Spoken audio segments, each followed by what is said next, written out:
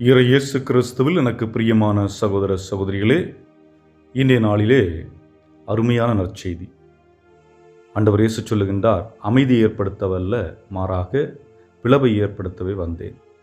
அதன் பிறகு தீயை மூட்டவே வந்தேன் என்ற ஒரு வார்த்தையை பயன்படுத்துகின்றார். இதை எங்கே பார்க்கின்றோம் என்றால், லூக்கா நற்செய்தி 12ஆம் அதிகாரம் 49ஆம் வசனத்திலிருந்து 53 வரை இறை வார்த்தையில் பார்க்கின்றோம். இதன் பொருள் என்ன? தீயை மூட்டவே வந்தேன் என்று சொல்லுகின்ற பொழுது, நெருப்பு, பல விதங்களில் நெருப்பை நாம் பெயர் சூட்டலாம். அது குறிப்பாக நெருப்பு என்று சொல்லுகின்ற பொழுது தேவையற்றவற்றை எரித்து சாம்பலாக்குவது, புனிதப்படுத்துவது, தூய்மைப்படுத்துவது.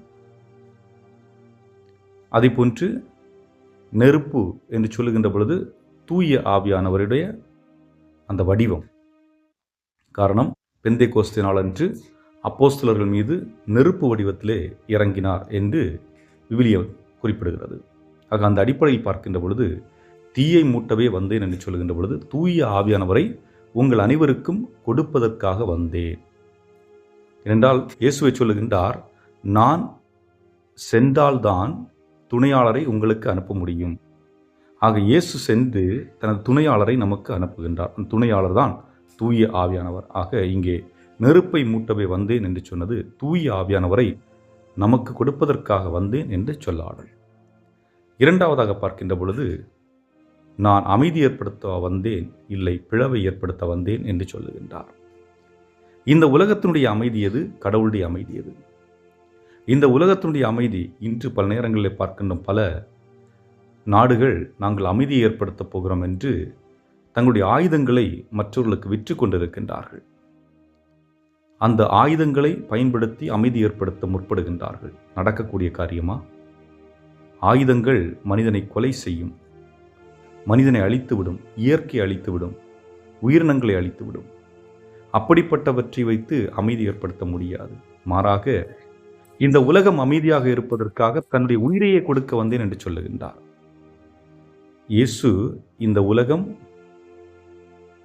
அமைதி ஏற்படுத்துவதற்காக தன்னுடைய உயிரை கொடுக்கின்றார். பிளவை ஏற்படுத்துகிறார். யாருக்கும்? நமக்கும் தீமைக்குமான பிளவை ஏற்படுத்துகின்றார். மனிதனுக்குமான பிளவை ஏற்படுத்தவில்லை, மாறா நமக்கும் தீமைக்குமான பிளவை ஏற்படுத்துகின்றார். காரணம், இயேசுனுடைய மரணம், உயிர்ப்பு, இவைகளினால் இந்த பிளவு ஏற்படுகிறது. காரணம், இயேசு சொல்லுகின்றார், நான் பெற வேண்டிய திருமுழுக்கு ஒன்று இருக்கிறது. அந்த திருமுழுக்கு எது? அவருடைய மரணத்திலிருந்து உயிர்த்தல். ஆக அது நிகழும் பொழுது இவை அனைத்தும் நிகழும். ஆக தீமையிலிருந்து, தீமையோடு ஒன்றித்திருந்த நம்மை இப்பொழுது பிரித்து விட்டார். இப்பொழுது நாம் அவருடைய பிள்ளைகளாக இருக்கின்றோம் என்பதை தான் இந்த இறைவார்த்தைகள் நமக்கு சொல்லிக் கொடுக்கின்றன. இவற்றை பல நேரங்களிலே பலர் திரித்து கூறுவதுண்டு. உங்களுடைய இயேசு இப்படி கூறியிருக்கின்றார் என்று. அதனுடைய உள் அர்த்தம் புரிந்து கொள்ளவில்லை என்றால் பல நேரங்களிலும் நாம் தவறாக தான் புரிந்து கொண்டிருப்போம். ஆகவே அன்புக்குரியவர்களே, இயேசு கிறிஸ்து பிளவை ஏற்படுத்த வரவில்லை, நம்மிடையே பிளவை ஏற்படுத்த வரவில்லை, நன்மைக்கும் தீமைக்குமான பிளவை ஏற்படுத்த வந்திருக்கின்றார். ஆனால் அதுவேளை நமக்குள் வந்து என்ன சொல்லுகின்றார்? சீடர்கள் எல்லாம் இயேசு இறந்த பின்பு அவர் உயிர்த்தது தெரியாமல் ஒரு அறையில் கூடியிருக்கின்றார்கள். அப்பொழுது சொல்லுகின்றார், உங்களுக்கு அமைதி உண்டாகட்டும். இந்த வார்த்தையை எப்படி இயேசுவால் சொல்ல முடிந்தது? அவர் உண்மையிலேயே மனிதர்களுக்குள் பிளவை ஏற்படுத்தக்கூடியவர் என்றால் அந்த வார்த்தையை சொல்லி இருக்க முடியாது. மாறாக உங்களுக்கு அமைதி உண்டாகட்டும் என்று சொல்லுகின்றார். அப்படி என்றால் நீங்கள் மனநிறைவோடு, மன மகிழ்வோடு, மனதிலே அமைதி கொண்டு ஒற்றுமையாக வாழுங்கள் என்பதுதான். இதைத்தான் ஒவ்வொரு குடும்பத்திற்கும் சொல்லுகின்றார்.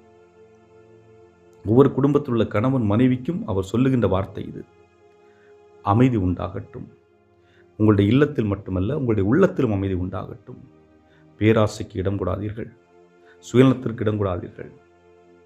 நன்மை செய்யுங்கள், நல்லதை நினையுங்கள், உண்மையுடன் இருங்கள்.